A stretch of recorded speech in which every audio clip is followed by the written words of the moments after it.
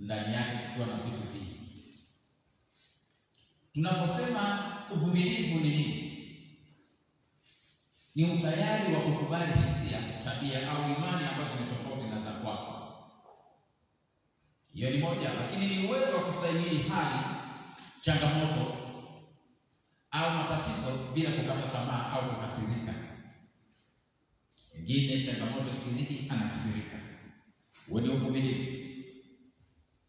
Biblia inausema uvumilivu. Kwa mujibu wa Biblia, uvumilivu unahusisha kustahimili hali ngumu au majaribu. Na uvumilivu katika Biblia au kiroho unahusisha akili na moyo au namna tunavyotenda tunapokabili hali ngumu. Moyo wako, tukimaanisha akili, itatendaje ili kukabili hali ngumu inayokuwa imetokea? Sisi ni wanavyuo, tumepitia hali ya namna, tunapitia hali ya namna mbalimbali. Unakuta mtu mwingine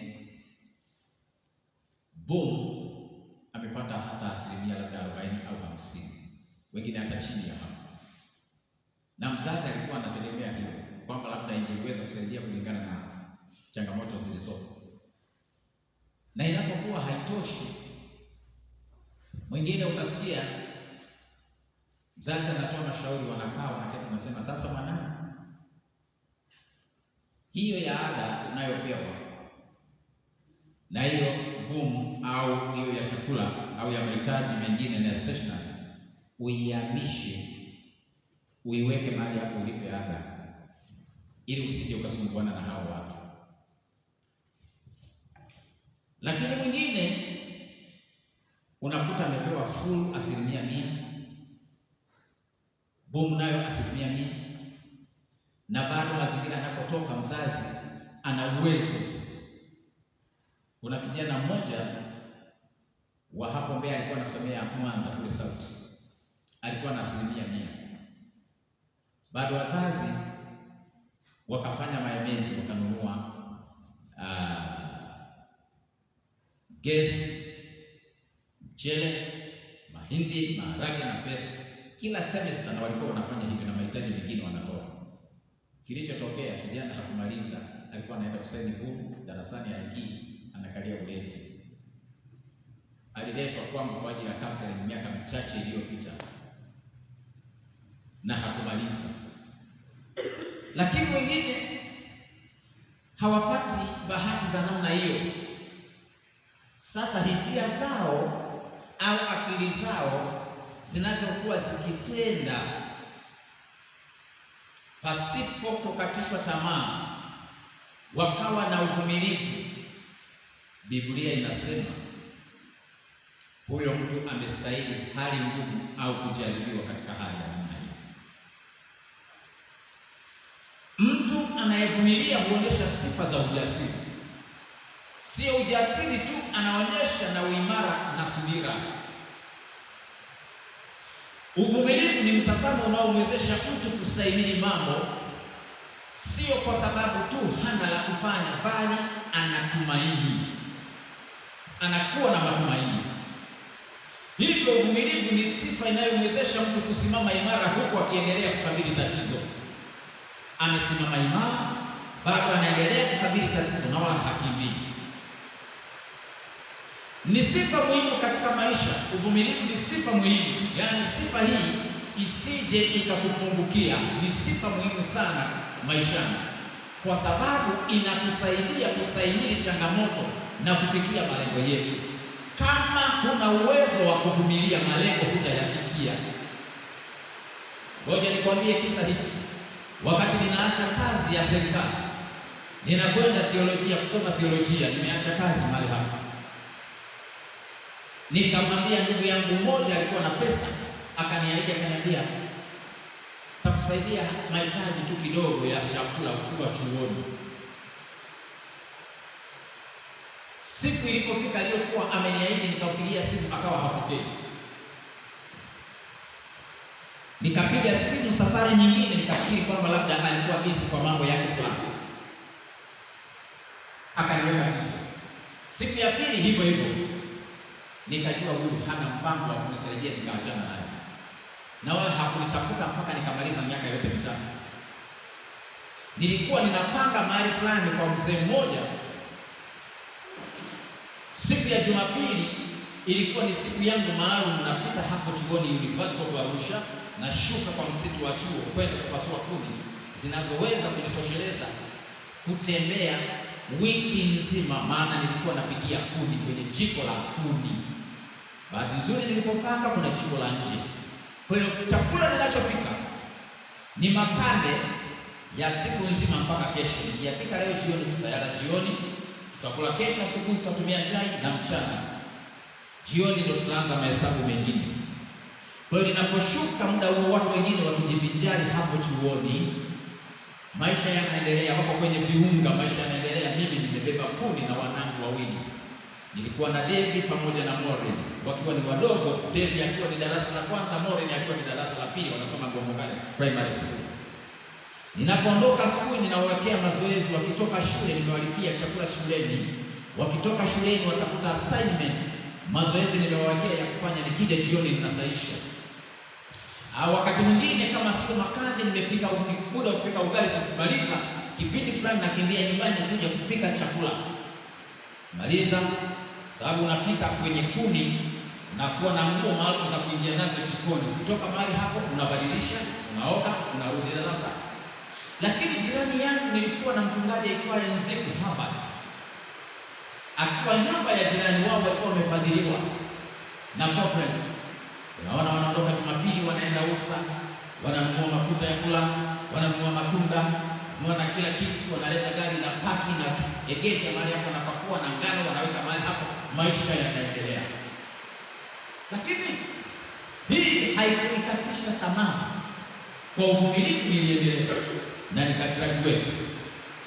GPA 3.5 ilinitosha kwa mazingira haya, maana watoto wako shuleni, bado nina watoto wengine hapa. Nikamwambia mama, hawa wadogo ninaondoka nao, na leo Devi yuko Rufaa mahali hapa, mwaka wa 3, ninamfahamu akiwa kijana mdogo, nikiwa naye ninamfundisha hii ni mbili kujumlisha mbili. Nimeishi naye katika mazingira ya namna hii.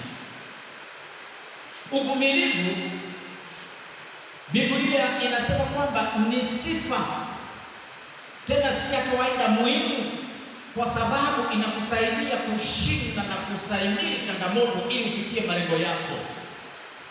Bahati nzuri, siku ya graduation, cheti nilipata kinachofanana na cha wengine, wala hakijaandikwa kwamba huyu Manigina alikuwa anasenya kuni. Na tuko kwa utumishi wote, na utumishi wangu unang'ara kama kawaida, wala cheti hakijaandikwa kwamba huyu alikuwa akisenya kuni na watoto wake akitembea katika hali ya namna hiyo. Uvumilivu ni sifa, na uombe usije ukakosa sifa hii. Ndio maana kichwa cha leo nikasema uvumilivu au subira ni muhimu. Yakobo sura ya 1 mstari wa 4, neno linasema hivi: saburi na iwe na kazi kamilifu, mpate kuwa wakamilifu na watimilifu bila kupungukiwa na neno. Tafsiri nyingine ya Biblia inasema hivi: acheni uvumilivu ukamilishe kazi yake, ili muwe kamili na timamu katika mambo yote bila kukosa kitu chochote. Kuna kitu, lakini tafsiri inasema kwamba unapoacha uvumilivu uendelee, au unapodumu kuwa mvumilivu, uvumilivu huo ndani yako katika maisha yako unasababisha mambo yakamilike na yawe timamu, na yakisha kamilika, mwishoni hutakosa kile ulichokuwa unakitegemea. Saa hizi huna kitu, ila uvumilivu ndio utakupatia kile unachotegemea kuwa nacho. Ndio maana yake. Na kupatia kisa cha mtu mmoja aitwaye Jack Moore. Alizaliwa mwaka 1964 katika familia maskini katika mji mdogo wa Hangzhou, China. Huyu bwana akiwa maskini alihitaji kujifunza lugha ya Kiingereza. Alikuwa akitembea kilomita nyingi kwa miaka 9 anatembea kilomita nyingi kwenda hoteli moja kubwa maarufu, kufanya mazoezi ya kuongea Kiingereza. Hakuwa mwerevu darasani, alifeli mtihani wa kuingia sekondari mara 2. Jack huyo.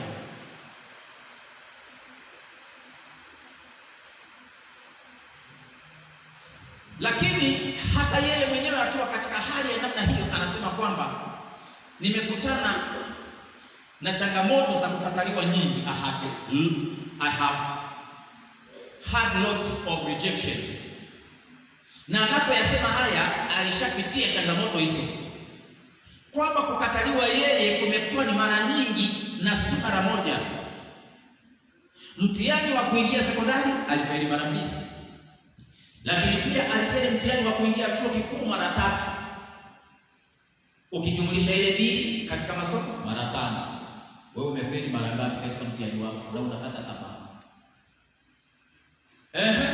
Hatimaye alifanikiwa kujiunga na chuo kikuu baada ya juhudi za muda mrefu, na hata baada ya kuhitimu changamoto ziliendelea. Jack alituma maombi ya kazi mara 30 katika sehemu mbalimbali na hakufanikiwa.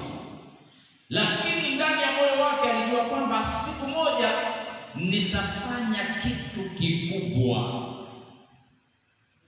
Mwaka 1995 akiwa Marekani, kwa mara ya kwanza alikutana na kitu kipya kinachoitwa internet au biashara ya mtandaoni. Akagundua kwamba katika nchi yake ya China hapakuwa na uwepo wowote wa mtandaoni, wa biashara ya mtandaoni. Wazo likamjia la kuanzisha kampuni ya mtandaoni, na lilipozaliwa wazo, aliporudi kwao nyumbani akajaribu kuanzisha kampuni 2 tofauti na bado hakufanikiwa. Familia na marafiki wakamwambia, achana na hizo ndoto zako za kipuuzi. Kuna wakati unakuwa ukitafuta jambo fulani, mtu anakuacha tamaa, anasema wewe ni mpuuzi, hilo haliwezi likatokea. Na mwaka 1999 akiwa na marafiki zake 17 ndani ya sebule yake, ndipo alipofaulu kuanzisha kampuni iitwayo Alibaba. Yaani ukisikia hayo mabango hata kwenye jezi yaliyoandikwa Alibaba, ni kampuni ya mtu aliyekataliwa mara 30 akitafuta kazi, na akiwa amefeli mara 5, mara 2 kuingia sekondari na mara 3 kuingia chuoni, na aliyejifunza Kiingereza kwa muda wa miaka 9 anatembea kwenda kujifunza. Wakati huo hakuna aliyeamini kabisa kwamba kuna biashara ya kuuza bidhaa mtandaoni kutoka China na kwamba ingefanikiwa. Jack hakuwa na pesa, ameanzisha kampuni lakini bado hana pesa. Anapoenda kwenye benki zikakataa kumkopesha. Yeye wazo lake lilikuwa ni moja, kwamba njozi bila pesa ni bora kuliko pesa bila njozi. Pumbavu fulani akawa ameandika kwenye gari lake, tulikuwa tunasafiri kwenda mahali fulani, eti ameandika kwenye gari kwamba pesa, eti mipango bila pesa ni kelele. Mimi nikafuta hiyo tuliyokuwa nao kwenye gari, tukiwa nyuma ya hilo gari, nikasema huyo ni mpuuzi, ajui abadilishe, aandike pesa bila mipango ndiyo kelele. Maana mtu asiye na pesa lakini akawa na njozi kichwani, huyo mtu ni bora mara 100 na ni maarufu huyo mtu. Kinachozaliwa ni njozi, sio pesa. Mtu asiye na njozi hata kumpatia pesa ataanza kustapanya kwa kufanya mambo ya ajabu ajabu. Maana kununue kuku, maana kununue utumbo, kwa sababu ana njozi. Lakini mwenye njozi hata kununua utumbo wala hata kununua kuku, yuko tayari atembee na kiatu kimoja soli ikae namna hii, lakini analolifanya analielewa. Leo hii Jack ana utajiri wa takribani dola bilioni 27.2, sawa na shilingi trilioni 62 za Tanzania, kwa mujibu wa taarifa za Mei 2025. Mwaka 2020 thamani ya pesa yake ilifikia kilele cha bilioni 61.2 kabla ya kushuka kutokana na changamoto mbalimbali za kibiashara na kisiasa nchini China. Na leo hii Alibaba ni kampuni kubwa ya biashara duniani. na Jack Ma amekuwa mtu tajiri barani Asia na hata duniani pia, na amewekeza katika teknolojia, elimu na hata katika mazingira. Kuna watu wanakatishwa njozi zao kwenda mahali fulani, kufikia hatua fulani, na watu wasio na akili, na yeye anakubali kusema bana, kweli haiwezekani. Na ndio sababu nasikia Watanzania wengi wanakuwa wanalalamika habari ya ajira. Hatuwezi kuajiriwa wote. Wale wachache wanakuwepo katika kuratibu, na wengine wanakuwepo kwa ajili ya kukusanya taarifa, kuona serikali inaendaje, ili tabaka tawala liweze kujua linaendeshaje na linahudumiaje watu wake katika taifa hilo. Hatusomi wote tupate ajira. Hata hicho alichokuwa anakisema ndio tutakusiama hapa, akikwambia wengine, ukiwaambia hivyo wanasema kwamba toka sasa na sisi tuweze kuwepo. Huo ni ulova, ni akili mbovu, kwa sababu watakuwepo hao na wengine tutafanya kazi zingine. Huyo ni Jack. Yuko mtu mwingine wa pili anaitwa Bob Gibb. Bob Gibb alizaliwa mwaka 1942 na akiwa ni mwanamke wa kwanza kushiriki mbio za Boston Marathon mwaka 1966 akiwa na umri wa miaka 23. Alikimbia umbali wa maili 26 kwa muda wa masaa 3 na dakika 21 na sekunde 40, akishinda zaidi ya theluthi mbili ya washindani wake. Kilichotokea ni hiki: wakati huyu mwanadada alipoomba kushiriki mbio hakuruhusiwa, maana wanawake hawakuruhusiwa wakati huo. Lakini nia yake alitaka kushiriki mbio, akalazimika kujificha katika kichaka karibu na mstari wa kuanzia mbio ili aweze kukimbia pamoja na wanaume. Kwa maana nyingine, wanaume wamejipanga wanaoanza mbio, yeye akawa kwenye kichaka nyuma yao. Walipoanza kuondoka, ndipo na yeye akaanza kukimbia. Anapokimbia alifanya maandalizi ya kushiriki hizi mbio akiwa amevaa kaptula ya kaka yake, akavaa raba za kiume na suti ya kuogea pamoja na sweta ambalo lilikuwa na kofia kichwani. Akiwa pamoja na kundi la wakimbiaji, alihisi joto kali sana, lakini hakuvua ile sweta na hata ile kofia, akihofia kwamba atagundulika. Huyo ni Gibb. Akasema hivi, anasema, nilijua kwamba kama wangeniona wangenizuia hata kukamatwa. Wakati mwingine hata askari wangeniweka kizuizini. Hata hivyo haikuchukua muda mrefu, wanaume waliokuwa karibu naye wakagundua kwamba huyu ni mwanamke, sio mwanaume. Kwa hiyo wazo likaja, kadhani wakampiga kikumbo au kumzuia, kumuitia polisi, lakini hawakufanya hivyo.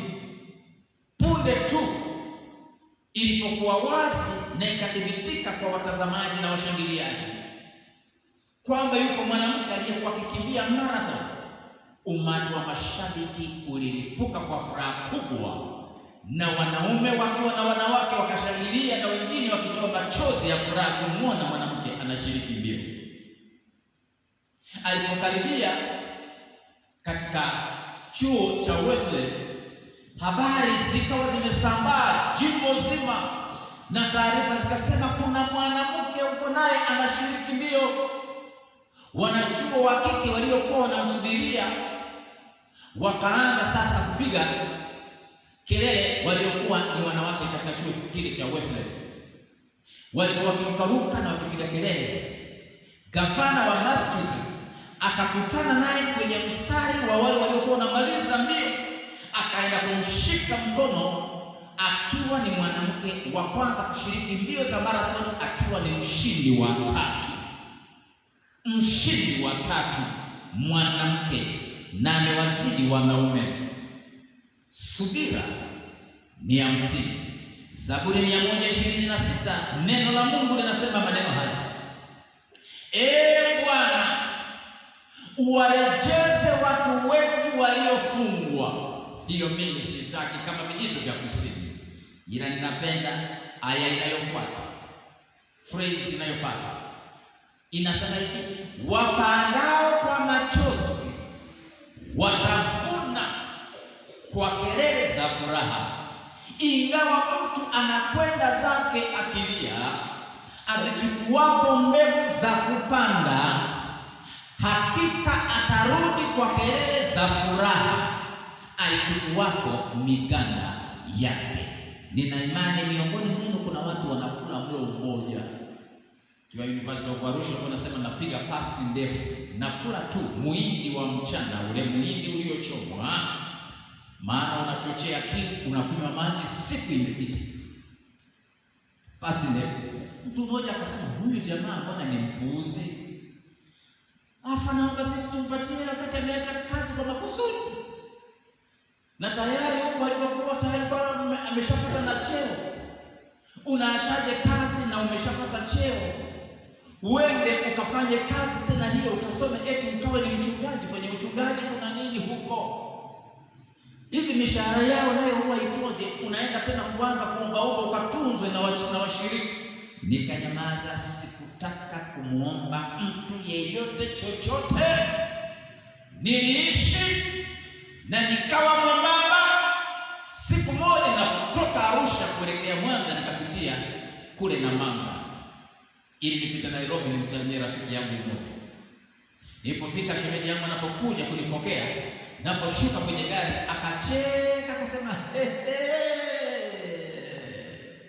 shule kwa kweli imekumaliza. Umekuwa kama mwanafunzi wa shule ya msingi.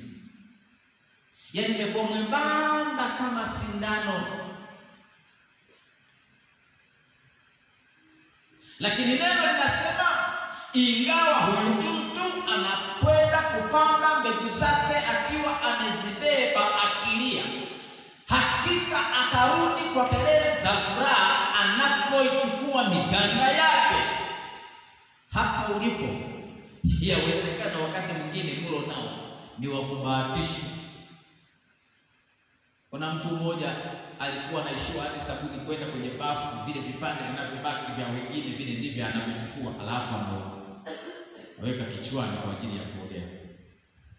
Mwingine tulikuwa naye hata shuka, alikuwa na shuka moja, godoro anatumia yale ya pamba. Tena shuka ilikuwa ni moja yale ya kusokota, yalikuwa yanasokotwa pale Kirumba, uwanja wa CCM.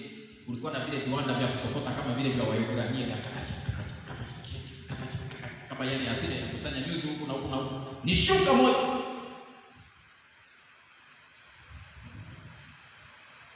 Sikia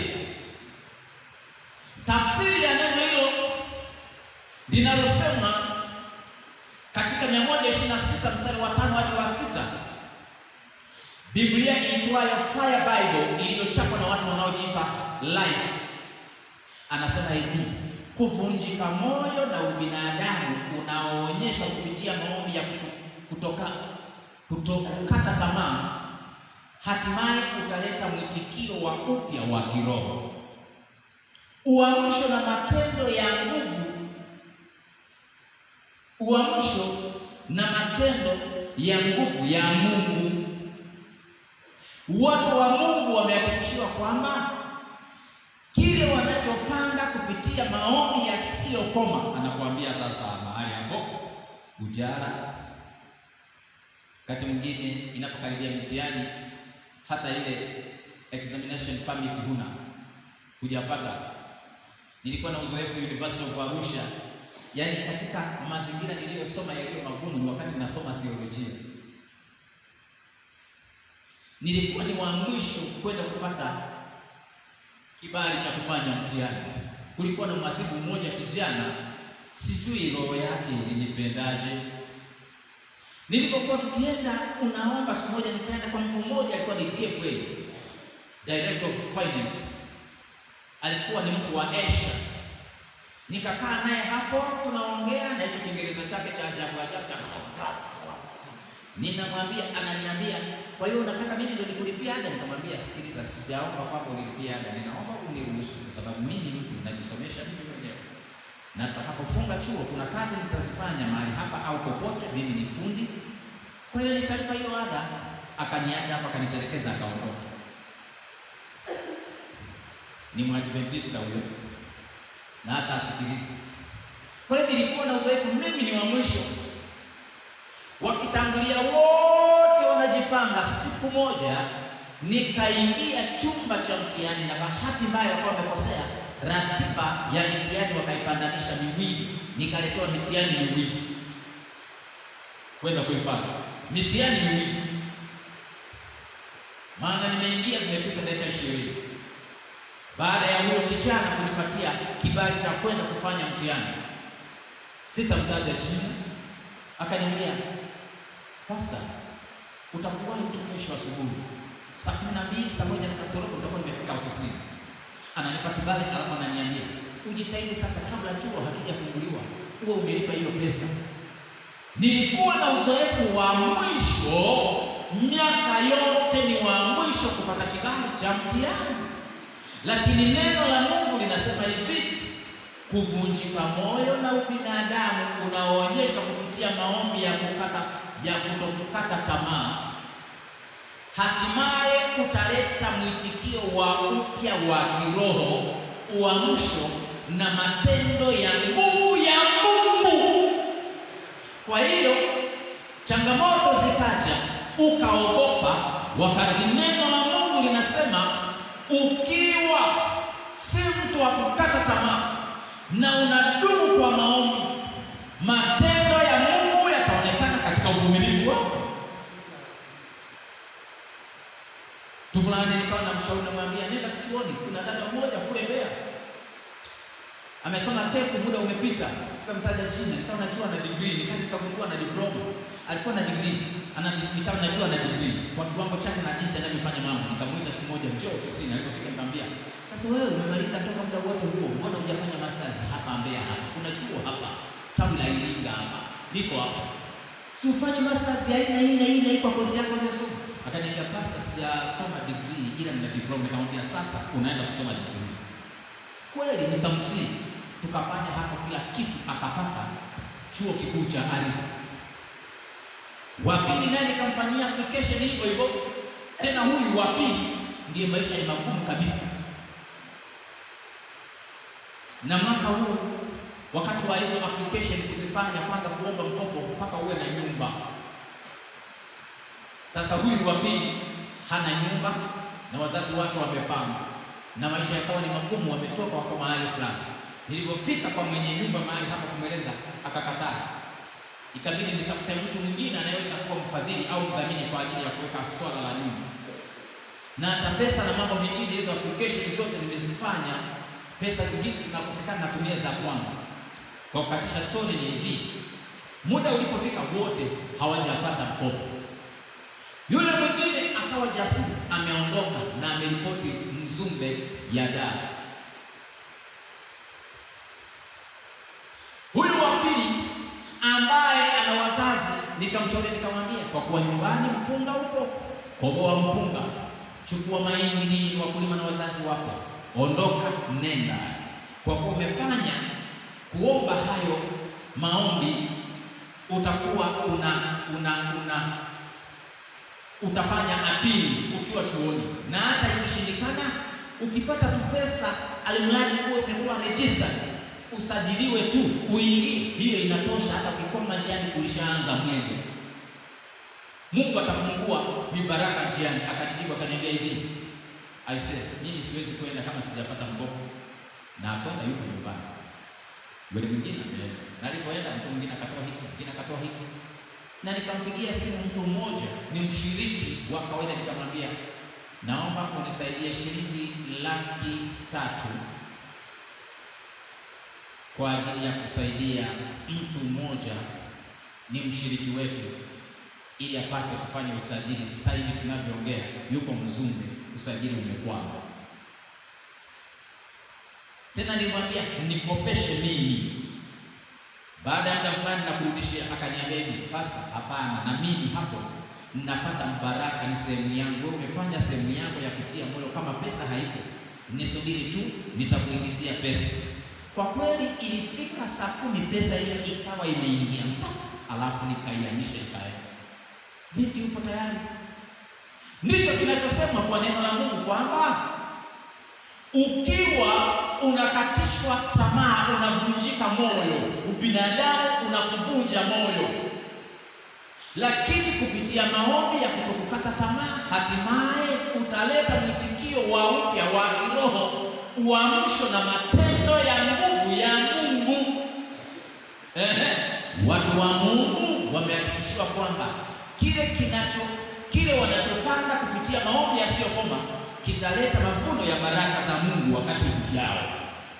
Yaani wewe sasa hivi, na unajua tunapokuwa tukiangaliana hivi tukiwa vyuoni au tukiwa katika utafutaji, watu wengine wanaweza wakakuona kwa namna unavyoishi maisha magumu, wanafikiri ndivyo utakavyoishi baadaye. Sivyo hivyo, sivyo hivyo. Yaani hapo wewe ni mtu mwingine kabisa, alimradi tu kama hutakata tamaa. Kama mambo hayatokei, tambua kwamba kama zinatokea changamoto nyingi na mambo uliyoyapanga hayatokei, sio kwamba Mungu hajakubaliana na kazi au mipango yako. Kuna wengine wanasema sisi ukoo wetu, yani mimi ninajaribu kile ninalofanya sijafanikiwa. Wakati mwingine unazila moyo, unapata machungu, unakuwa mtu wa kulaumu tu. Mjomba ameninyima ada, sawa tu, na mimi nitapata. Dada ameninyima, usikalie hayo.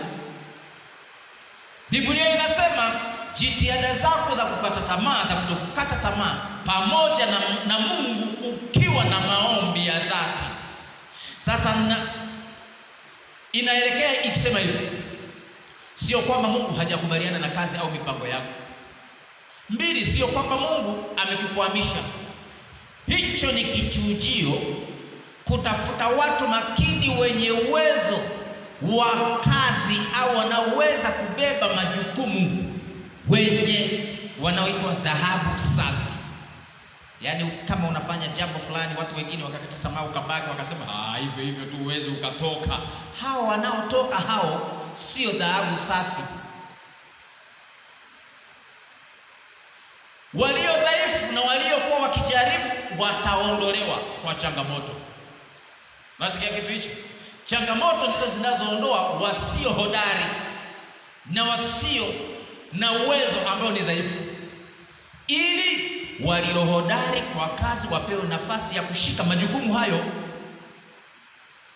Nikiwa nasoma cheti, si nimekwambia ni mtu mzima, nilisoma na mtu mwingine naye alikuwa ni mtu mzima. Na ngoja nikwambie, nikiwa nimemaliza, nimetoka jeshini, ilipita miaka 10 niko uraiani. 10 niko uraiani. Kwa hiyo ninapoenda kusoma ile cheti, nina mke na nina watoto wamezaliwa. Tena sio zaidi, watoto zaidi ya 2. Maana walikuwa wamezaliwa wawili, safari 2 wakawa 4. Kazaliwa mmoja hapo wakawa 5. Kwa hiyo ninaenda, wako watoto 5. Ndio nasoma chuo.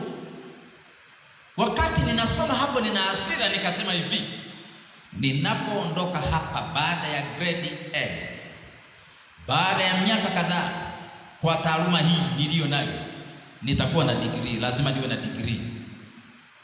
Niliposema hivyo, yule mwenzangu akacheka akasema yani manigina, yani mimi mambo ya kusoma hayo siyataki kabisa saa hizi.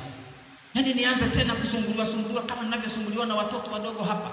Tuko chuoni, wapo viongozi. Kwa hiyo kuna kufagia, kuna kudeki mabweni. Hiyo habari ilikuwepo. Naelewa kitu kama hicho. Sasa yeye unakuta msimamizi au kiranja ni mtu mdogo, ni mtoto mdogo, yeye ni mtu mzima.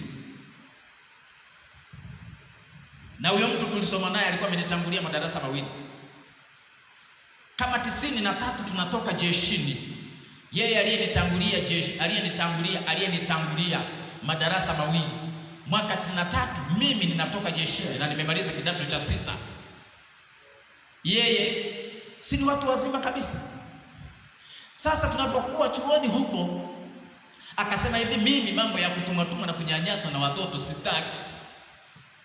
Mimi nikaliweka moyoni, na muda ulifika, alishangaa mimi nimeenda na nimerudi na niko mahali hapo sasa, ninawasimamia majukumu, ninawasimamia.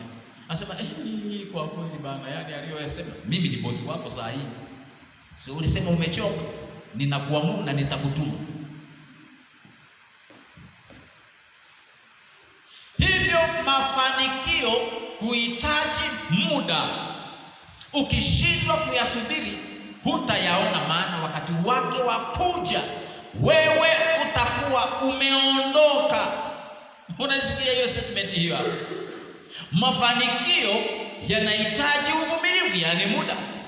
Ukishindwa kuyasubiri na ukakata tamaa, hutayaona na hutakutana nayo, maana wakati wake wa kuja wewe utakuwa ulishaondoka, ndipo yanakuja. Faida za uvumilivu katika kazi yoyote ni nguvu ya kustahimili changamoto. Ni darasa la kujifunza na kuongeza ujuzi. Yaani mtu anayepitia changamoto anaongeza ujuzi. Ni njia ya kujenga uhusiano mzuri na wenzako. Yaani mtu anayepitia changamoto ana uwezo wa kuwa na mahusiano mazuri na watu wengine. Kivipi? Anapokutana na mtu ambaye ameishiwa au anapitia changamoto, huyu mtu atakuwa mentor mzuri kwa huyo mtu. Kwa hiyo anajenga mahusiano mazuri, lakini bado inaonekana kwamba ni maandalizi ya kufanya kazi kwa utulivu na ufanisi baadaye. Mtu aliyepitia changamoto, kazi zake lazima zitatoka zikiwa vizuri. Na uvumilivu hukuongezea ujuzi, yani utaalamu unaokuza uaminifu. Kama uliwekeza kidogo kidogo alafu ukaanguka, mtaji ukaisha, ukaanza upya, wewe ni mjuzi na ni mtaalamu. Ukiwa kwenye kazi una uwezo wa kuambia watu kwamba hapa nenda hivi. Wewe ni mjuzi, kama alichokuambia Dr. Kusiama hapa. Kamweka mtu mmoja hapa kusimamia mradi wa mamilioni kama 40 hivi. Tumechimba mabwawa hapo 3, tumeweka samaki wale sato wa Ziwa Victoria 18,000. Tumeenda kutembelea kazi na mama mradi, samaki wameshafikia kiwango cha kiganja. Ni wale sato wakubwa wanaozidi hii Biblia. Kwa hiyo hapo tulikuwa tunahesabu miezi 6 chakula nimeshapewa na serikali hapo. Nasema baada ya miezi 6 hapa, hata nikiuza shilingi 5,500 nina milioni kama 90. Kwa hiyo nikawa napiga hesabu miaka ijayo nakuwa nafanya mahubiri yangu, nina vyombo vyangu, nafadhili mikutano. Hawa wanaoshangaa wasiokuwa na ada, hao vivyo vimilioni 3 2 hivi, sitaki kusikia shida ya namna hiyo. Yaani hao kwa ni kubeba tu, maana hiyo najua ni karama yangu, kwa sababu wakati mwingine wanajikuta napambania wengine, hata mimi wakati huo sina. Wakati hata napambania hao, mimi kuna wapangu pia nilikuwa nadaiwa, na kuna kijana alikuwa na graduate, hata pesa ya gauni nilikuwa sijapata. Bahati nzuri anajitambua, kwa sababu nimewakuza katika habari ya kufanya kazi. Nikamuuliza, bwana, mbona muda umeenda hujaniambia pesa ya gauni? Akacheka sema, mzee, nimeshapata pesa hapa, maana wajinga wako wengi. Nikamwambia, wajinga gani? Si hawa wa mwaka walioingia mwaka wa 3 hawa hawaelewi hata namna ya kuandaa research na mambo mengine. Ndio kazi ninayoifanya, kila mtu anampiga shilingi 100,000, wamejipanga msururu. Akacheka sema, wajinga ndio waliwao, kwa sababu nilikuwa nimemwahidi hiyo shilingi 60,000, nikamtumia shilingi 60,000. Akasema kwamba hii nitaitumia tu kwa shughuli za kufanyia graduation. Na siku ya graduation nikaona ameuramba, amepiga suti kali inang'aa na kiatu kipya, na ndugu zake wako hapo wamekuja kumsupport. Baada ya muda huo mradi umependeza, tunatoka na mama tunashangilia. Mwezi mmoja wa pili, jamaa akawa ametelekeza mradi, maana alipata demu, akahama hapo Kijiwe, akaenda vijiji kama kijiji cha 6, yuko kwenye honeymoon hapa. Akaweka tu mtu wa kulisha samaki, ikifika saa 4 saa 6 saa ngapi, watu wakagundua hayupo msimamizi, na walipogundua hayupo wakaja na nyavu wakapitisha yale tunayoita juu ya ile au kokole, wakavuka samaki wote wakawamaliza. Ninapokwenda sikukuta samaki yeyote. Nikawa maskini, maana nilikuwa nimekopa benki na nimekopa kazini. Nikawa maskini mpaka leo niombaomba kuja kuziba hayo magemu, maana nilijua nikifanya hivyo na watoto wengine nilihamisha nikapeleka shule nzuri zilizokuwa nafikiria. Sijawahi kuziba hilo gemu mpaka leo, sababu ya nyao mmoja tu aliyeenda kujificha kwamba anaenda honeymoon na mpumbavu mwenzake mmoja. Anashangilia pesa aliyo nayo kwanza sio ya kwake, ni ya mradi. Ziko hasara za kutokuvumilia. Mtu anashindwa kufikia malengo yake na atakaa kwenye tatizo au hali ya uduni kwa muda mrefu. Yaani ni heri ukawa mvumilivu kwa hicho unachokifanya kuliko kukiacha ukasema haiki hakitokei. Utakuwa duni maisha yako yote. Mungu akikuhurumia utakaa muda mrefu, lakini ni upotevu wa muda wa rasilimali, na utaharibu mahusiano na wenzako na hata Mungu pia. Kutokuwa mvumilivu ni chanzo cha kufanya maamuzi haraka na kutafuta utajiri wa haraka. Unawasikia hao wanaosema kwamba nitumie kwa Tigo Pesa au nitumie kwa Airtel Money. Watu sio wavumilivu, wanataka mambo ya haraka. Na wewe utakuwa tapeli, utakuwa ni mzee wa vishoka. Na ogopa kutapeliwa na mtu aliyemsomi. Kwa sababu anga zote akikwambia kama ni field fulani anaelewa, unajua huyu ni mkweli.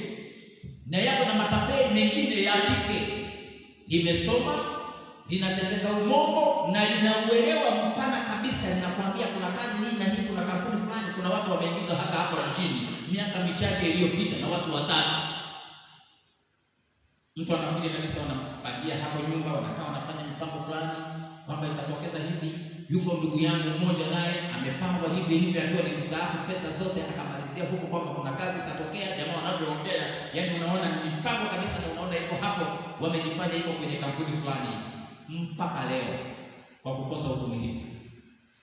Utaharibu mahusiano yako na wenzako hata na Mungu. Ni chanzo cha kufanya maamuzi ya haraka. Hiyo imefanya chanzo cha kujiingiza katika rushwa na utapeli.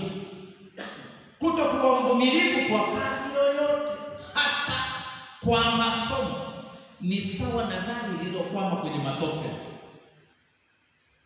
Yaani kuna mtu hapa, ngoja nikwambie, hizo ndoto ulizo nazo kwamba ukimaliza tu mimi, maana nasoma HR, human resource, nikitoka hapo utakuwa mtu fulani mahali fulani. Hizo ni ndoto za mchana.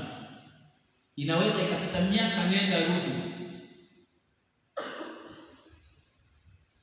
na ukashangaa usipotumia akili sawa sawa, utatembea na hivi vitu vyako na bahasha kila ofisi na utachakaa. Sasa hivi unang'aa, maana bado kuna mtu anakujali, yuko mjomba, yuko shangazi, yuko kaka, kwa sababu wewe ni mwanachuo, anasema mtoto hajapata kitu fulani, ngoja nimtumie mdogo wangu. Ukishatoka,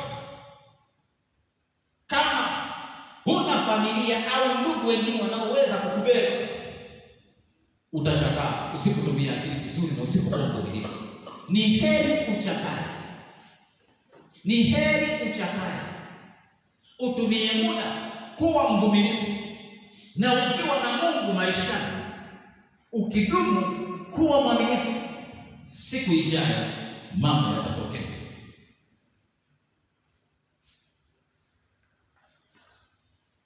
Sikia neno hili.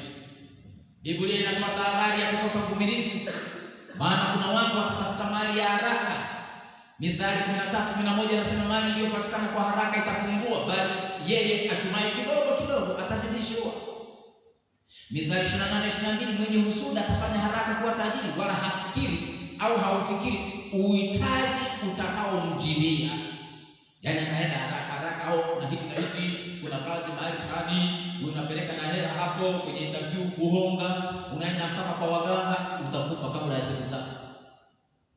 Mithali 20:21 urithi uliopatikana mwanzo kwa haraka, mwisho wake lakini hautabarikiwa. Subira, Waswahili wanasema, inavuta heri.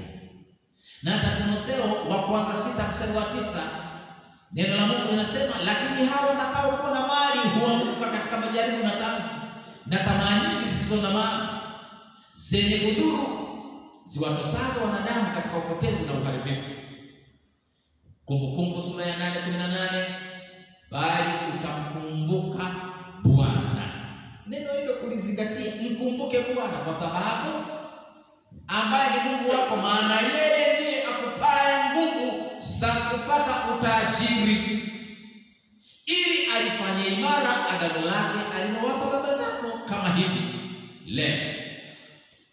Tumaini au subira na ujasiri katika huduma ya uponyaji, sura ya 12 anaandika hivi nabii wa Mungu: katika mzunguko dhalili wa shughuli za suruba, kuna watu wanajidanganya yeye akishaitwa ni mwanachuo hataki kazi za suruba. Na ndio maana nimekuwekea ile picha iliyotangulia ya mimi mchungaji mwaka jana nimeenda kuhubiri na ninafanya hiyo kazi mpaka kanisa nikalipiga kazi za suruba. Katika mzunguko dhalili, yani nimedhalilika, za suruba, wale hasa walio dhaifu zaidi, wasiojulikana zaidi, wanaweza kuwa watendakazi pamoja na Mungu, na wanaweza kupata faraja ya uwepo wake na neema yake itegemezayo. Hizo kazi za suruba, haijalishi wewe una digrii ya ngapi na ya ngapi. Yuko rafiki yangu ni afisa mmoja mahali fulani, sitaki kumtaja China. Wakati tumemaliza shule, mimi niko huku ninasoka kijijini, ninavua samaki, ninalima, nafanya na vitu vingine. Yeye alikuwa ndiye puli mfunga minyororo ya feri kule Dar es Salaam. Feri ikifika ndiye anayevuta huyo mnyororo na kufunga kibarua huyo. Ila ni form 6. Watu wakawa wanamuona hivi. Ikatokea akaenda akasoma walimu diploma, akaajiriwa. Ikatokea nafasi akaenda akasoma uhasibu. Alipotoka akaajiriwa TRA. Amefanya kazi, mkewe naye akaenda kusoma uhasibu, alikuwa wote ni walimu.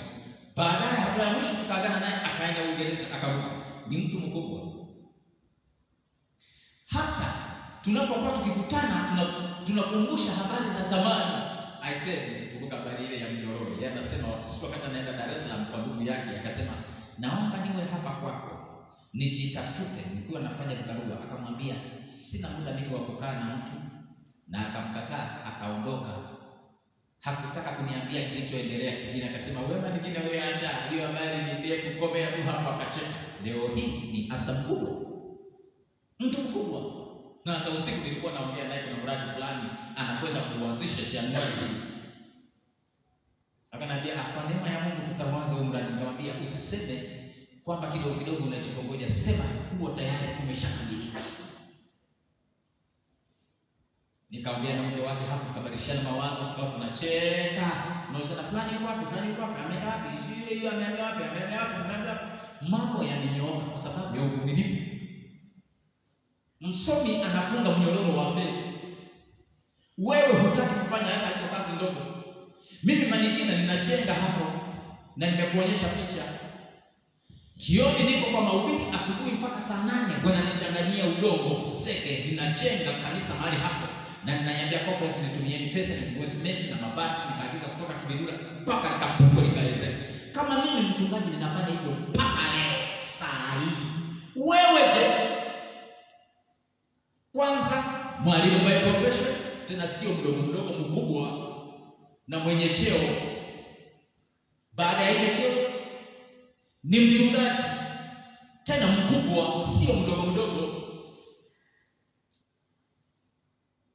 Alafu wewe unataka kuleta mategi hapa, unasema mimi ni msomi, hizo siwezi nikafanya. Pumbavu mkubwa wewe. Utapishana na mibaraka ya Mungu.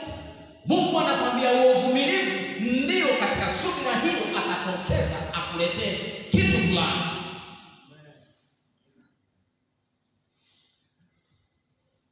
Sikia, hebu watende kazi siku kwa siku, wakitimiza kwa uaminifu jukumu ambalo kura ya Mungu huwateulia, naye atawalinda.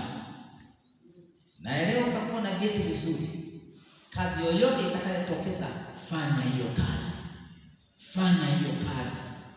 ili usiwe ombaomba na ukajidhalilisha. Wakati ukifika, Mungu atakupima kama huyu mtu amestahili kufanya 1, 2, 3, 4, 5, ndo analeta. Mtani niliokuwa nakaa hapo Mwanza hapo nikiwa nimepanga hapo, ndo niliondokea kwenda kusoma walimu nikiwa na watoto, alafu nikaajiriwa tena jijini hapo. Ajira ya kwanza ni Kirumba Primary School. Hapo baadaye ndo nikaja hizo chikao zinapanda kwenda mjini hapo leo kuna nidharau na nasali nao kanisa moja, nikawa mwalimu hapo na vyeo vinapanda. Sikubadilisha mimi halmashauri ya jiji, tangu nafundisha primary mpaka vyeo vinapanda, niko halmashauri ya jiji.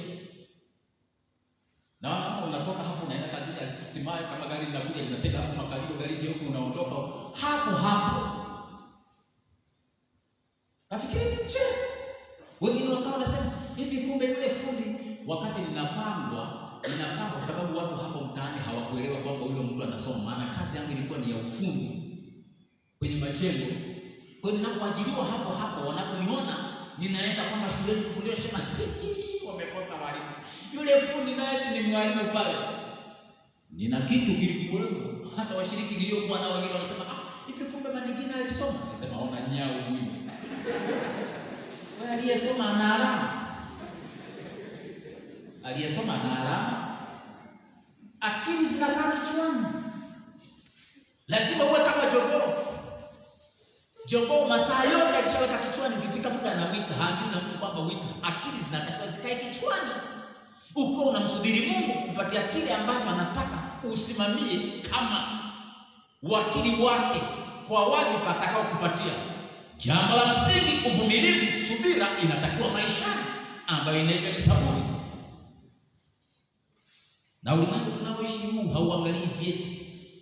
Soma na uwe makini na uwe competent na uwe na uwezo wa kujieleza hata kwa kadamnasi. Ninawashangaa hapa, hata mipangilio yenu inaenda ya ajabu, mara mkosee, mara muje, mara iwe hivi, mara iwe hivi. Utafikiri si watu wasomi.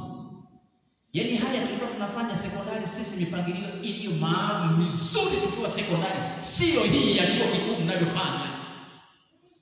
Yaani kama watoto wadogo kabisa ambao hawajaenda shule. Nimeshaharibu hali ya hewa, sitaitwa tena. Nafikiri hata chakula kesho sitakula. Taenda kula nyumbani, maana nimehamishiwa choo. Au nitaenda kula kwa maana nimeona kuna washikaji hapa wameshafika, wako hapa. Madam yuko hapo.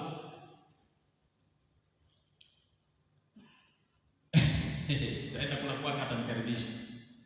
Yaani lazima ufanye mambo. Akili yako kama Mwadventista na kama msomi, kichwani uwe na maarifa na uwe mtulivu.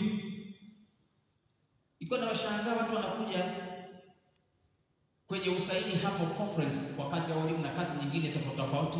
Yaani mtu hata kujieleza, mtu ni chuo kikuu kujieleza tu, yaani ule ujasiri hana. Unasema hivi, huyu mtu ana degree au ni degree yenyewe hiyo ya vyuo vikuu au ni degree ya vyura? Hamnazidiona sisi tuliosoma shule za kuunga na maisha yetu ni magumu. Ndio nawaambia wanangu hivi, na nilipokuwa nikimaliza huo usaili nikirudi nyumbani nawaambia, kuweni makini na muwe na akili tulivu na muwe na uwezo wa kujieleza. Hata tukao tunajifunza Biblia usiku, ukiuliza swali fulani mtu alijibu kwa uelewa, sio kwa kukalili. Kuna mwalimu mmoja mpumbavu anataka ujibu swali koma hapo kwenye koma fungua semi kitu. Nikaja nikakutana na profesa mmoja akaniambia, ukinijibia hivyo ninakukata, nakupa sifuri. Inaonyesha wewe umekalili au umeibii. Inakuwaje ukalili neno kwa neno? Ili nielewe kwamba wewe umeelewa ninachokitaka mimi. Ninataka maana utoe kitu kichwani, uwe na uwezo wa kuelezea.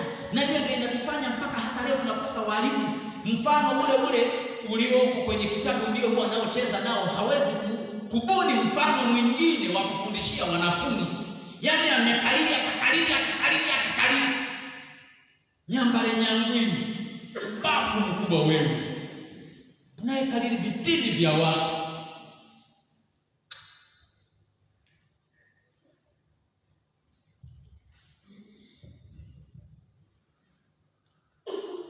Uangalizi wa Bwana. Sikiliza wewe unayejikatia tamaa, kati unasema kwamba labda wazazi wamenikataa, unaona maisha yamekuwa ni magumu. Neno la Mungu linakuambia uangalizi wa Bwana uko kwa viumbe wake wote, huwapenda wote, na wala haweki tofauti yoyote, isipokuwa kwamba ana huruma ya kina zaidi kwa wale ambao wameitwa kubeba mizigo mizito zaidi ya maisha. Yaani kadiri unavyosota, mbaraka haujafunguliwa, huna pesa, wakati mwingine umeahirisha semester, ungemaliza mwaka huu, unaenda kujitafuta miaka miwili ijayo. Roho nabii anaandika kwamba Mungu hapo sasa ndipo anapoangalia kwa huyu ambaye anabeba mizigo mizito katika maisha. Ile kwa sababu wewe unafikiri amekuacha. Pale University of Arusha tunasoma na Wakenya, maisha kule kwao ni magumu. Hapa mtu anasoma degree miaka 3, anasoma miaka 6. Akisajili semester moja, akimaliza mwaka mwingine unaofuata anakuwa anafanya vibarua kwa watu, au anaenda kufanya canvas kuuza vitabu Botswana. Wengine walikuwa wanaenda Uingereza, Marekani, wengine wanaenda DRC. Akishaenda kuuza hiyo vitabu, akijitafuta anaamua kuwa mwinjilisti. Akirudi amepata pesa, amejitafuta ya kusoma semester 2, anasajili huo mwaka unaisha, unaofuata anafanya hivyo. Wengine walikuwa wamejiweka kuwa walinzi wa vyuo siku zote, na wengine wanafanya vibarua vya kudeki mahali hapo chuoni, ndio wanaofanya hizo shughuli zote za usafi ili apunguze ada mahali hapo. Lakini kuna wengine wakitoka wanaenda cafeteria, unaagiza mikate tena na blue band, anakula kuku, anakula vitu gani, na maisha yanaenda, na wanasoma na laptop na PC. Nimesoma PC hata sikuwa nayo hata simu janja wakati ninamaliza chuo kikuu cha Arusha. Kwa hiyo unakomaa kwenye kitabu, assignment ikitolewa unaenda kwenye kitabu, unatafuta. Acha leo unachukua tu simu, unaweka mahali hapo, kila kitu kinajileta, unahamisha, unajibu, unaenda unacompile, unachapa, unapeleka, unasema kwamba hicho nacho umetafuta. Hujatafuta wewe, ni mbweya fulani huko tu mahali hapo, na wewe hujitambui unapokwenda. Sawa, umerahisishiwa, ukirahisishiwa, ingia sasa zaidi, usome zaidi ya mahali hapo, uwe na uelewa mpana, utafute huyu anasemaje, huyu anatafutaje, huyu anasemaje, ndipo uweke vitu kichwani. Watoto wa Mungu lazima wakabiliane na dhiki na matatizo. Kama hutaki matatizo, wewe sio mtoto wa Mungu. Sio, unaisikia hiyo sentence? Watoto wa Mungu lazima wakabiliane na dhiki na matatizo, lakini wanapaswa kuikubali kazi yao kwa uchangamfu wa roho. Kiwe ni kibarua, una degree, umeajiriwa, chimba shimo la takataka, fanya kwa uchangamfu, wakikumbuka kwamba kwa yote ambayo ulimwengu hupuuza kuwapatia, Mungu mwenyewe atawafaidia katika faida bora zaidi. Awe mjomba, awe shangazi, akakataa kukupatia, kukusaidia, neno linasema yuko Mungu atakaye kupatia watu wote wakikupuuza. Hata ukiahirisha semester miaka 3, usome hivi degree miaka 6, yaani wewe uwe na furaha tu, hiyo nayo ni sehemu ya maisha. Mungu hajakupuuzia. Miaka ijayo hutakuwa yule aliyekuwa anafunga minyororo ya fedha. Sio yule atakayekuwa anafanya shughuli za kulimia watu mashamba. Nimekuwa nikifanya kazi zote, nikakwambia na yule jamaa akacheka akasema wakulima. Leo hii nikikutana naye mpaka unamhurumia. Mimi ninanawili tu. Alafu nikikutana nao wanasema kama hivi majina wewe bwana uzeekaje? Sasa nitazeekaje wakati nina Mungu? Kama sijapata leo najua nitapata kesho. Hayo mimi hayanisumbui. Kutangulia kwa mtu utakuta ni mtu jingine, na tunasema wenzangu wote wameshamaliza, wameshapata kazi. Pumbavu mkubwa wewe. Nani alikuambia Mungu hugawa ni baraka kwa muda sawia? Kila mtu ana wakati wake. Mwingine anaweza kutangulia, wewe utawa mwisho ukaja kutokeza. Nakwambia nilikaa miaka 10. Nenda kapime maisha yangu na waliotangulia mbele yangu. Ingawa maisha sio mazuri sana, lakini sio lofa kivile, na kwenye ulofa simo. Ningekuwa lofa ningekuwa nimeshazeeka. Kile inaonekana ni kijana mdogo, ni mtoto mdogo. Jana wakati chifu anasema kwamba amesema na kijana wangu, watu wanashangaa. Na kuna watu wananiita bro. Habari yako bro? Mimi sio bro, niite baba. Sichafuliane hapa. Heshima. Mimi sio bro.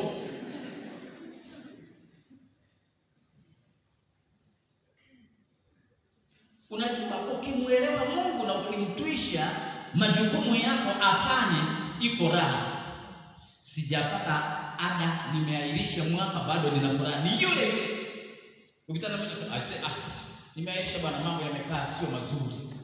Labda mwaka mwingine, wakati mwingine Mungu akijalia, unakuwa na amani na furaha, wala kugombana na wazazi. Mimi nasema yani mimi ningezaliwa tu na fulani, akina fulani wazazi wao wanawajali. Kama umezaliwa na mzazi asiyejali, unamlazimisha. Si imetokea hivyo? Yani kosa sio kuzaliwa maisha au familia maskini. Nimekuonyesha njaa. Miaka 9 natembea kwenda kujifunza Kiingereza. Kazi ameomba mara 30. Mtihani wa kuingia form 1 amefeli mara 2. Chuo kikuu mara 3. Kwa sababu anajua kuna siku vitatokeza. Ngoja nikwambie, Mungu huwa anabariki bidii ya mtu. Bidii ya mtu ndio Mungu anayebariki. Akiona juhudi za huyu mtu anasema, umekuwa mwaminifu kwa machache, nitakuweka katika mengi. Sasa wewe ndio umeanza tu hivi, unaanza kushangaa. Na umri wenu bado, wengine hapa wote ni wabichi, ni wadogo. Umri wenu huo ndio watu walikuwa wanaanza, wengine form 1. Ngoja nikwambie, kaka yangu ninamfuata mara ya 3. Alianza form 1 akiwa na miaka 28. Siku anaenda kuripoti, amezaliwa mtoto wa 3, wakaanza form 1. Lakini leo ni daktari, tena surgeon, tena wa wilaya. Ukifika unamkuta mahali hapo bingwa. Utakuja kwa wakati wako, nikwambie mahali gani utakutana na Dr. Maligini, wale mnaotoka Kabayasi. Ameanza na miaka 28. Alisoma akakata tamaa, akarudi nyumbani, akakaa na akaoa, akaingia kwenye biashara, sisi tukaendelea. Mimi mdogo wake wa 3, anapoona kwamba ninaenda, ndipo akaamua tumemaliza shule kipindi kimoja. Na alipomaliza matokeo, alikuwa anaenda kusoma sayansi, physics ikagoma. Ilipogoma, hata A level hakuchukuliwa, muda huo wasomi ni wengi. Siku hizi daraja la 3 mtu anaenda chuo kikuu, unalikuta wapi? Hata diploma unaikuta wapi? Kwa daraja la 3 unaikuta wapi?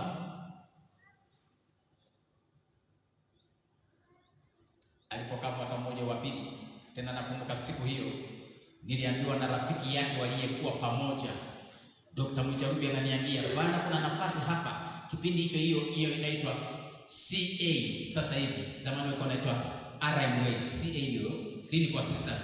Kuna mitihani itafanyikia Bugando. Sasa muite huyo jamaa aje. Nilikuwa naenda nyumbani likizo, nikabeba na barua nikampelekea. Akaja akasafiri kuja Mwanza, akafanya hiyo mitihani, akapangwa Mkomaindo kwenda kusoma clinical assistant. Baada ya hicho cheo akaenda kusoma diploma Maweni, miaka 2. Imekuwa 4. Akatumika, akasema hizi elimu ndogo ndogo hizi, ngoja ninyoke. Mtu mmoja akamwambia, nenda kasome ile inayoitwa AMO, assistant medical officer. Akasema mimi hivi vijitu vidogo vidogo sivitaki. Ameenda kuanza kusoma na watoto wako vyuo vikuu wa kwake. Wakaenda Dar es Salaam hapo kusoma pale IMT. Watu wanasema huyu amekosa muda, angeenda kusoma tu AMO, basi akaja akaendeleza maisha. Akanyoka miaka 5, wa 6 yuko internship. Ni mtu mkubwa saa hii. Ukiita dokta kweli, ni daktari kweli. Sio unaanza kukata tamaa hivi. Kama mwenzi ameanza shule ana miaka 28 na wakati huo ana familia. Je, wewe? Vingine vinapita hapo, utafikiri vitoto vya shule ya msingi.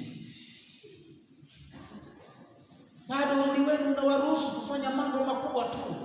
Na wala usikate tamaa, na ukimaliza, hata kama unamaliza mwaka huu au mwaka kesho, fursa ikiwepo, unganisha. Miaka ile tunasoma, ngoja ni nyamazi. Sasa kaka, wasiponipa chakula nitakuja kula kwako. Ni pale tunapofika kwenye maeneo magumu ndipo anadhihirisha uwezo na hekima yake katika kujibu ombi la unyenyekevu. Yaani kabla hujafikia wewe kuchoka na ukasota, Mungu hawezi kujibu hilo ombi. Unajifurahisha tu mpaka ufikie katika hatua hiyo, akili yako ichoke kama mimi, ichoke. Miaka 10 uko mtaani, na mtu mwingine akasema wewe nao umesoma wewe, na akaja kutafuta watu, mtu mmoja kusaidia kubeba pamba kwenda kupima kwenye vyama vya ushirika. Alipofika pale nyumbani, hanipendi tu, Wakamwambia, umemwambia Manikina pia kwenda kusaidia? Sema, wa nini huyu? Kama ameshindwa shule ajue kusoma hata mzani unaopima pamba. Sema hivi kanidhihaki. Maana ananiona, yaani mpaka udhihakiwe. Na baada ya hapo na Mungu alivyo anakuleta hawaliona kudhihaki, wanakuja wanapiga magoti mbele yako. Ninachokuambia nakwambia uhalisia wenyewe. Na neno la Mungu linasema katika ile huduma ya uponyaji, linasema hekima yake katika kujibu ombi la unyenyekevu, kuwa na imani kwake kama Mungu asikilizaye maombi na ajibuye maombi. Ukiwa na imani naye na ukawa na subira. Najua kuna wengine hapo wanasema, wanavyosoma wanakumbuka nyumbani, wanasema yaani pale nyumbani kwetu jinsi palivyo, Mungu angenisaidia tu ili nitoke nipate kazi nikaparekebisha. Na Mungu alivyo anaweza akanyamaza hata baada ya hapo usipate kazi. Na mnaangaliana nyumbani wote hivi na waliguza mashamba ili wewe ndio tuone. Sasa unaporudi ukifika hapo kwa wenzio pale kijijini, ndipo watapoanza kukudharau. Wanasema kwani shule ina maana gani? Shule haina maana yote. Hawa si waliondoka kwenda shuleni, haina chochote. Na ukiwa mjinga na utaolewa au utapewa mimba na msukuma toroli. Ulivyo mpumbavu wewe wa kike. Yaani mtu anajikatia tamaa kabisa, anajishusha thamani yake. Na kule kwetu tunapozaliwa wanasema kwa sababu hiyo ya mtu kujishusha heshima, hasa mwanamke. Wanasema mwanamke, wanaongea kwa lugha. Sijui kama hicho chakula huko sehemu zingine. Kuna chakula fulani, zile kunde zile au maharage, unayapika yanaiva. Alafu unayabonda, unayaunga yakiwa katika hali si harage. Kikwetu kule tunaita ifuruge. Sasa wanasema omugasini ifuruge kalingano wa maongo. Yaani mwanamke ni sawa na chakula cha dengu kilichosagwa hata mwenye mapengo anamkula. Yaani unajishusha thamani, unaliwa mpaka na mwenye mapengo. Yaani thamani ya kuwa Mwadventista, thamani ya kuhudhuria kwenda Musti, kwenda Mzumbe, kwenda Tepu haina maana. Na huo Mwadventista ungekaa tu kijijini. Ulingwa na wa maongo, mwenye mapengo naye anakukula. Umejishusha thamani. Pumbavu mkubwa wewe. Ni heri usingezaliwa.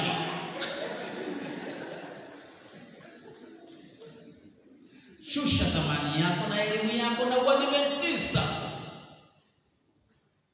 Neno la Mungu linasema mpaka ufike kwenye maeneo magumu, Mungu aje kukudhihirishia hekima yake. Lengo lake ni kutaka kukuambia hivi, nipo mimi, usomi wako na akili zako si kitu. Ni mimi Mungu ninayewapatia watu hata kazi. Na unaweza usipate ajira. Hivi alivyokuambia dokta, ukaanza kujitafuta kwa mradi mwingine na ukatokeza ukiwa msomi. Unaenda China, unaenda Dubai, kila kitu. Tena wewe mwenyewe kama msomi ndio unaweza ukawa mazingira uliomo ndio unaenda China kuwafuatia mzigo, maana ndio unajua kuongea yes. Yeye haelewi, anaela tu lakini haelewi. Au kamwanzishia wazo. Mimi huwa nina wazo, mawazo yako yamejaa mengi ila sina hela. Lakini ninayashughulikia na mengine yako kwa wataalamu hapo. Amemaliza kuliandaa mwaka jana 2024. Na nyingine nikapeleka Musti huko kwa walimu wenu. Wameandaa michoro yote, wakaandaa kila kitu, vikaje vikaunganishwa mahali hapo. Ninajua ninapotoka na ninapokwenda. Mimi sio mpumbavu kwa kiasi cha namna hiyo. Yaani kuwa katika hali ya namna hiyo sio kwamba Mungu amenisahau. Mungu anataka niandae ili anapoleta mambo makubwa niwe nimeandaliwa. Nina msuli wa kutosha wa kuweza kubeba mibaraka hiyo mikubwa. Kwa hiyo changamoto unazopitia unaandaliwa kubebe mambo makubwa. Acha kuwa lofa. Anza kulia tunakupenga makamasi. Kasikia wengine wajinga wakasema, yaani mimi nilitakiwa tu nizaliwa hata nikiwa Mungu nikazaliwa Ulaya kuliko kuzaliwa Afrika. Anasema tunahitaji kuangalia juu mbinguni katika imani. Hatupaswi kukatishwa tamaa kwa muonekano bayana wa kushindwa. Usikatishwe tamaa. Iwe ni habari ya pesa, iwe ni habari ya masomo, usikatishwe tamaa. Wala hatupaswi kuvunjika moyo kwa uchelewefu. Mimi nilichelewa miaka 10. Dr. Manigina miaka 28 anaanza form 1. Afu watu wanakwambia kama utachelewa. Mbaraka wa Mungu hauchelewi. Na tena ngoja nikwambie hiyo habari ya kuolewa hiyo, ngoja nisisitize. Yuko mdogo wetu alienda mahali fulani miaka hiyo, alichukuliwa mahali fulani kwa ndugu yetu, hakumpeleka shule.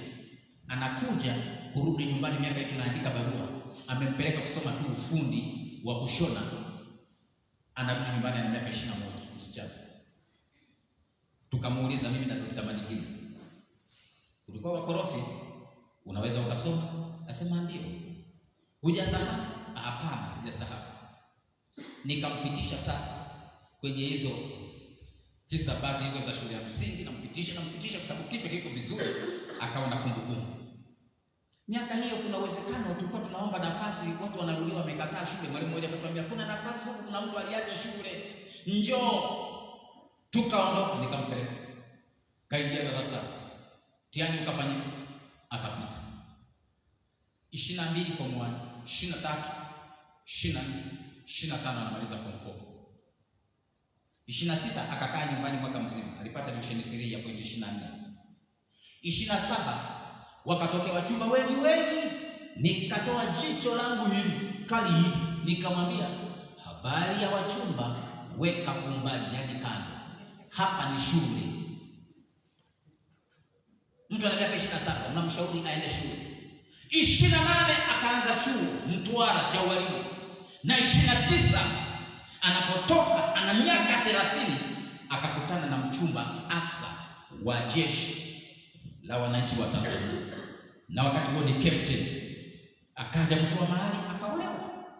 Baada ya miaka 2-3 kazi yake nayo ikatokeza, yuko Dar es Salaam. Nataka nikwambie, mzee anapofariki baba nyumbani, wao ni wa kwanza kufika nyumbani. Mimi niko Mwanza, lakini wao wanajitambulia, maana ni mke wa afisa anatembea na ndege ya jeshi mpaka airport, na kuna wasindikizaji, gari iko tayari mpaka nyumbani. Unafika nyumbani tayari kuna mikate, watu walishaanza kula mikate. Naambia bana, sasa tukianza habari ya mikate na chai, sema hapana shemeji, hapana, acha tu watu wale, msiba umeshaenda. Wewe unajiachia hivyo, msichana unakimbia unaolewa na kimburu fulani hivi. Msiba nyumbani kwenu mtakula mikate na chai lini? Si utakuwa umeolewa na mbweha fulani tu ambaye hata msibani hata ambatana na wewe. Kisa ulikuwa unawahi kuolewa, maana alikwambia nakupenda. Lofa mkubwa wewe.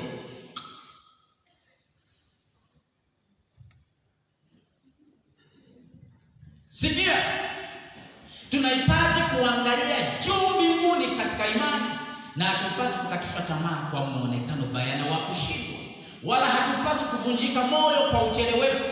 Tunapaswa kutenda kazi kwa uchangamfu, yani yote inayokuja fanya kwa uchangamfu.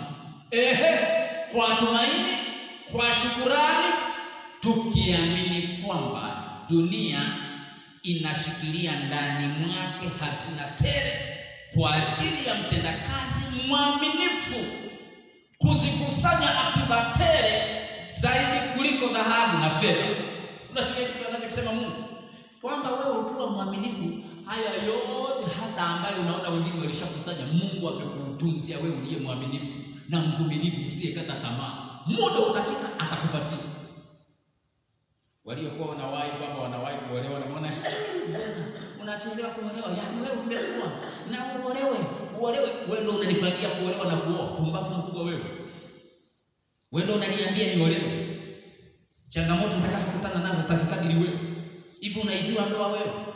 Au unasikiaga tu ndoa unafurahia wanapokuwa wanatembea wamevaa shati nasema wamependeza, hawajapendeza? Hizo ni show. Ingia kwenye ndoa uone, utapenga makamasi na utalia. Weza ukaomba kuvunja ndoa kesho. Unafikiri kuolewa nako ni sifa? Au kuoa ni sifa? Na hata hivyo Biblia inasema mke mwema mtu hupewa na Bwana. Hayo mtu anayekuaisha oa. uoe na muone huyu. Naelekea mwisho sasa. Milima na vilima hubadilika, dunia inazidi kuzeeka kama vazi, lakini baraka ya Mungu, hii ndio nukuu ya mwisho. Nikihubiri hili naweza nikahubiri mwezi mzima. Lakini baraka ya Mungu ambayo huwatandazia watu wake meza jangwani haitakoma kamwe. Watu wataolewa na wataoa. Watakuwepo watakaowahi kupata kazi ingawa ulikuwa mwaka mmoja. Watakuwepo watakaopata maisha mazuri hata walikuwa nyuma yako miaka 3-4. Wengine uliwaacha shule ya msingi. Jambo la msingi ninalokuachia jioni ya leo ni hivi: mbaraka wa mtu aliye mwaminifu anayemtegemea Mungu. Milima itakapokuwa ikibadilika na dunia ikizeeka kama vazi, baraka ya huyo mtu ambayo Mungu huwaandalia na kuwatandazia watu wake meza jangwani. Anatumia neno jangwa kwa maana jangwani hakuna maji na hakuna mimea. Mungu ana uwezo wa kuandaa meza yako jangwani, yani mahali pasipokuwa na kitu. Umetoka kweli familia duni, hata kusoma ulisoma kwa kuungaunga, hata ada ilikuwa ni kuungaunga, ulikuwa jangwani. Baraka yako ninakutangazia jioni ya leo kwamba baraka yako iko pale pale inakusubiri wewe.